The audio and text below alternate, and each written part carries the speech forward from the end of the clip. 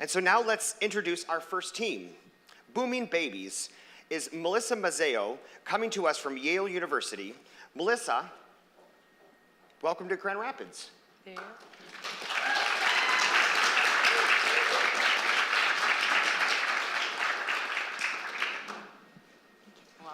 Welcome. Thank you. So how is Grand Rapids treating you? It's great so far, yeah. Did you get a chance to hang out at all or go see any of our restaurants? A little bit. I think we'll be doing more of that tonight. This makes some sense, doesn't it? All right, well, welcome, Melissa, and best of luck. Thank you so much. Good luck. Thank you.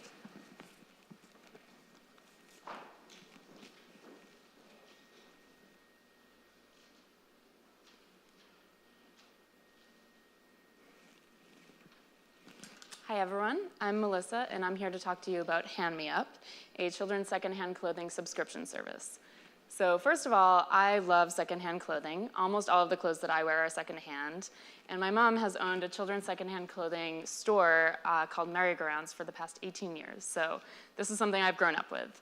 With the help of the Wege Prize, we are hoping to scale our vision for the circular economy of children's clothing. This is a photo of Emmy. She's 2 years old, and she is opening the very first prototype box that we've delivered. So all of the photos in this presentation are from users that have used our product.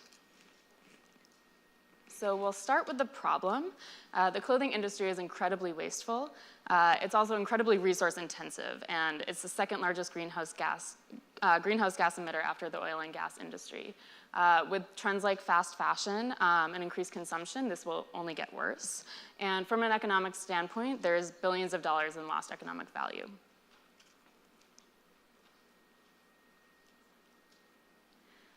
So there's a clear opportunity to move towards a more circular textile economy. And this is just kind of summarized with this quote from our friends at the Ellen MacArthur Foundation. There is opportunities economically, environmentally, and societally.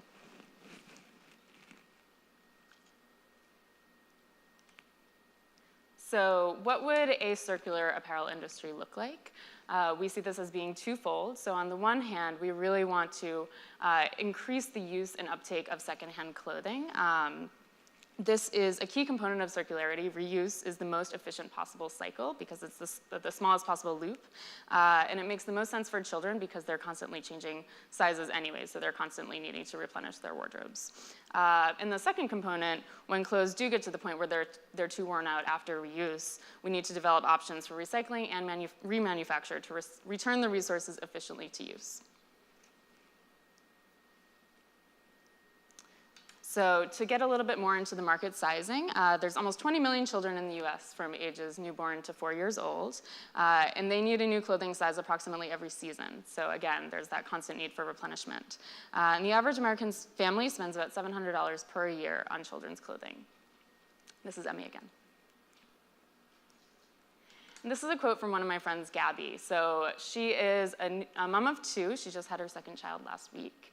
And we really think that this touches on a lot of the pain points that we've been seeing through our customer interviews and just informal conversations with people, namely time and cost. So this kept coming up again and again when we were talking to people about the issue with children's clothing. So to get into these pain points a little bit more, the informal secondhand market, which can be kind of described as hand-me-downs, it's been circular for generations. It's something that actually works quite well in an informal setting. But it is a very fragmented market, and it's only a partial solution. So it hits on these pain points, but not all of them, not all the time. And it's also something that's not accessible for everybody. So you're lucky if you're a part of a network where you are able to receive hand-me-downs, but that's not always the case. So we do see a possibility for disruption in this industry. Companies like Rent the Runway have already shown proof of concept for the scalability of secondhand apparel. They've shown that people are willing to buy secondhand clothes online. They're willing to see clothing as a service rather than a product. And they're willing to overcome the stigma of secondhand, which is still potentially an issue.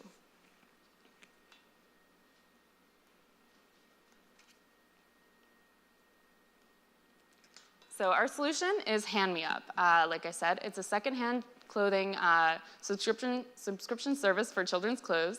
that builds on and scales traditional and formal clothing exchange networks like hand-me-downs and online parents groups on Facebook and other platforms. Our product will be a quarterly box of secondhand clothes that serves a child's needs for the entire season.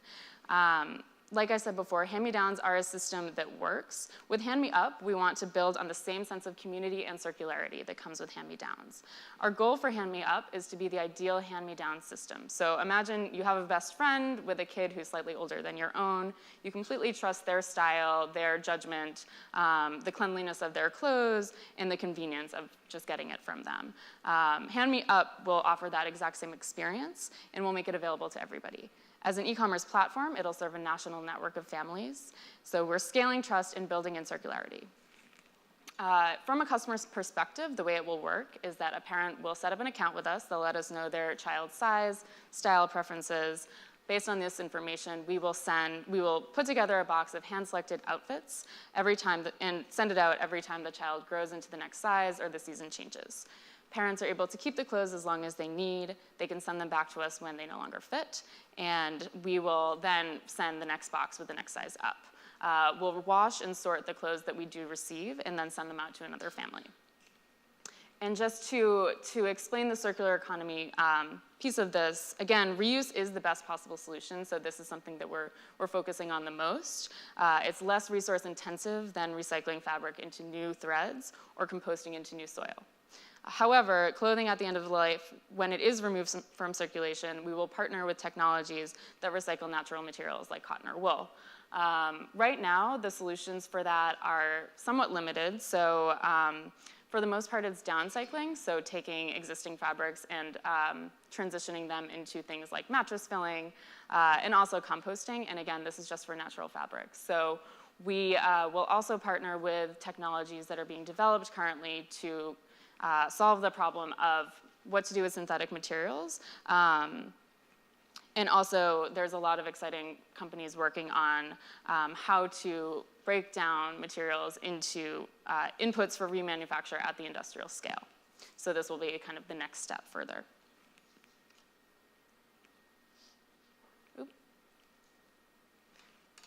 So this past spring, like I said, we began delivering our first prototype boxes in New Haven. This has been really helpful to kind of get our product out there and better understand our customers' needs. And we've been using the feedback we received from those prototypes to further refine our product. Under our base case assumptions, we expect to reach steady state in 3 years. We'll price our boxes at $125 with 4 deliveries per year. So again, this will be a seasonal delivery. Each box will contain 15 articles of clothing to make up around 8 outfits. By year 3, we expect a full cost to us of $85 per box. This includes both fixed and variable costs. So each box will have, we will make a profit of $40. For the first 3 years, we will incubate hand-me-up at Merry-Go-Rounds in my mom's store. To start out, we will buy our inventory from Merry-Go-Rounds. They currently are taking in 200 pieces a day, and that is only limited by the size of the store. It's a very small store, so there's definitely opportunity for increased inventory. We've learned from my mom's experience as a brick and mortar store that that is critical to building a community, and that's something that we really want to preserve with this product, and also to build customer trust. As we scale up, we do intend to mostly operate from a web platform, but we will maintain physical presence. And we look to companies like Everlane as models of apparel retailers that primarily sell online, but do have physical storefronts, both to communicate their brand and to demonstrate what the product actually is. We think it's especially important for us as a company to have a physical storefront to change people's perception of secondhand, so they may not be as likely to buy clothes online without knowing what the quality is, and also to serve as a drop-off location for the inventory itself. In terms of competition, we see one side of the spectrum being the secondhand options that already exist, both online through parents groups on Facebook, Craigslist, online retailers, and also in-person existing thrift stores and consignment shops. These are low cost, but they're low convenience in terms of high search costs. So it can be hard to find what you actually are looking for. There's a lot of coordination required, and the quality is not necessarily guaranteed. On the other end, there's a high cost and high convenience option of new clothing. So we see our model as being right in the middle. It's a balanced solution. It's low cost, but it's higher convenience. We have the added benefit of personalized styling and bundling things into outfits. And we compete with the higher cost new clothes on both cost and being a more eco-friendly option. We've been lucky to work with several partners and advisors already. My mom with Merry Grounds, as I've mentioned already, has been invaluable. And through Yale, we've participated in the accelerator program with the Sci-City Center, and also we've received support from the program on entrepreneurship at Yale School of Management. And in the future, we plan to partner with some of these technologies that I've been explaining earlier. So Evernew is working on new opportunities for fabric remanufacture. We're also looking to high-frequency RFID tagging, which will be really helpful as we scale up our logistics.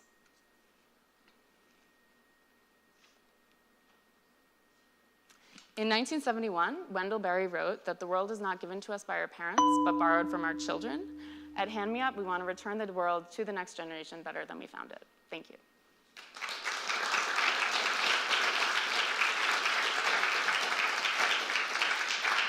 Great work, Melissa. Thank you. Thank you so much. Awesome idea. So we're going to let the judges talk amongst yourselves for a few minutes. And while we wait, we'll chat with you. Yeah. So tell us about where your passion for upcycled clothing came from.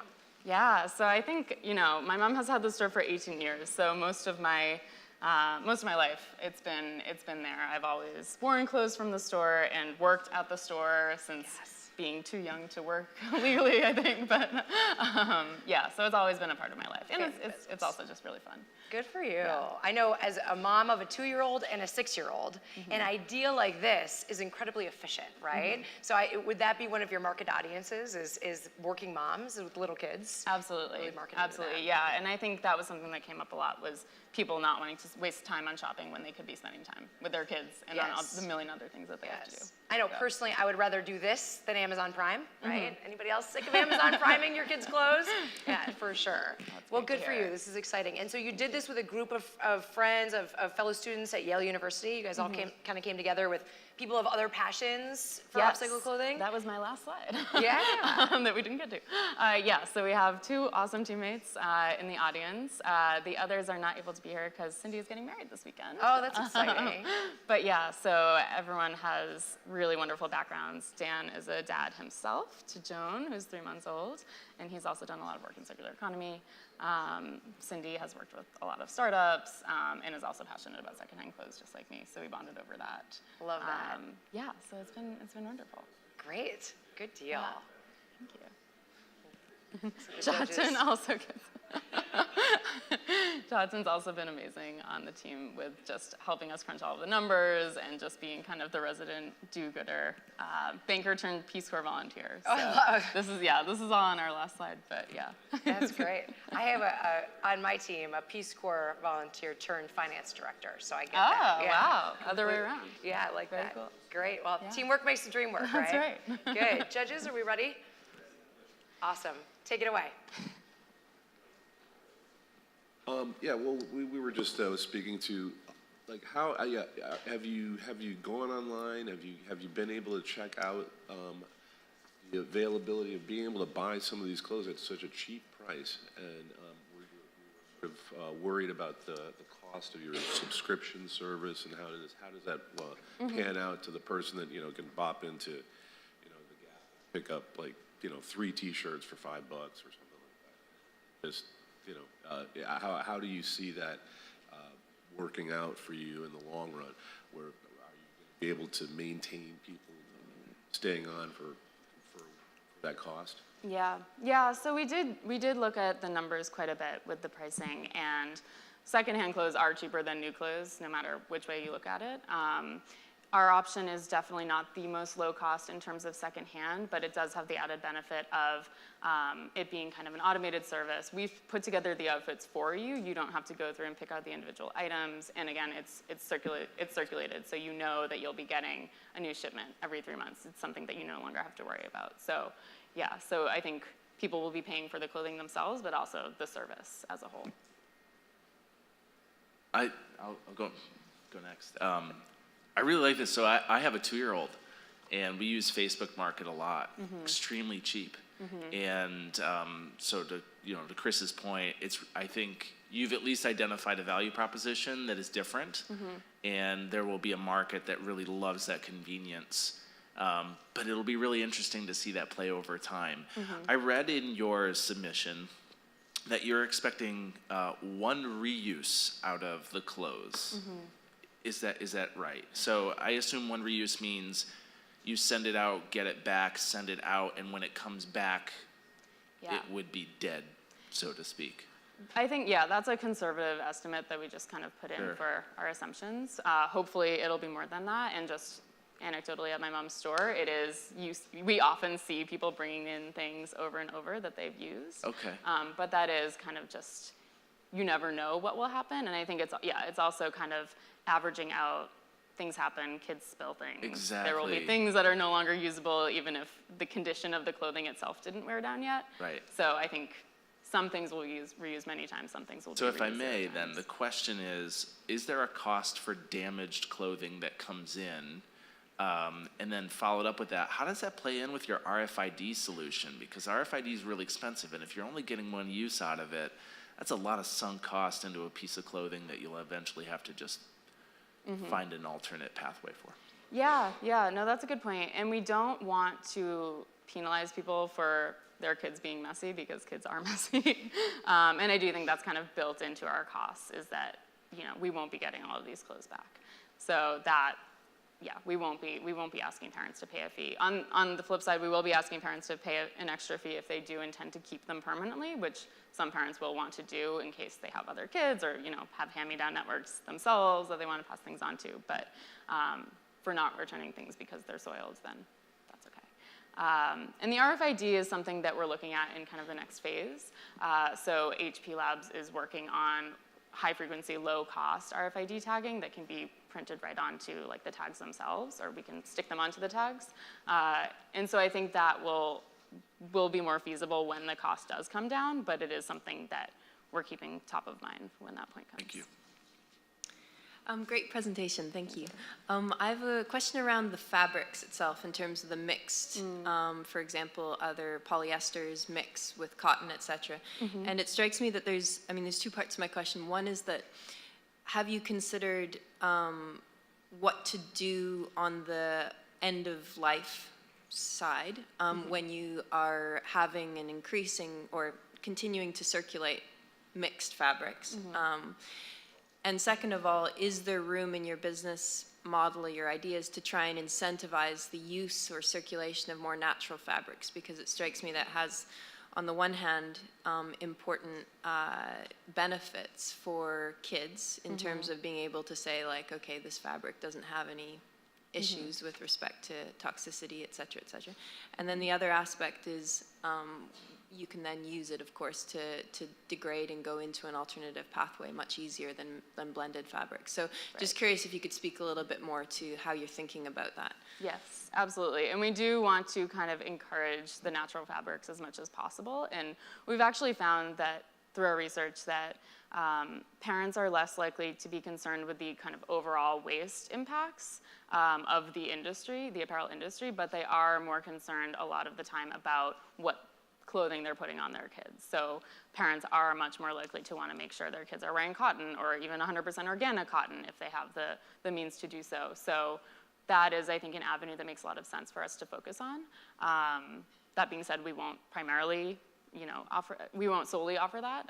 We will offer all kinds of materials. There are, so some of the organizations we want to partner with in the future are working on ways to recycle blended materials. It's still in the early stages of development, but we do want to kind of start making those connections now, so when those technologies do come online, we'll be well positioned to partner with them on it.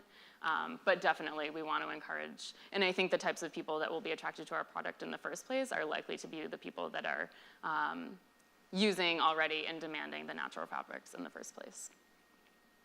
Yeah. Thanks, Melissa.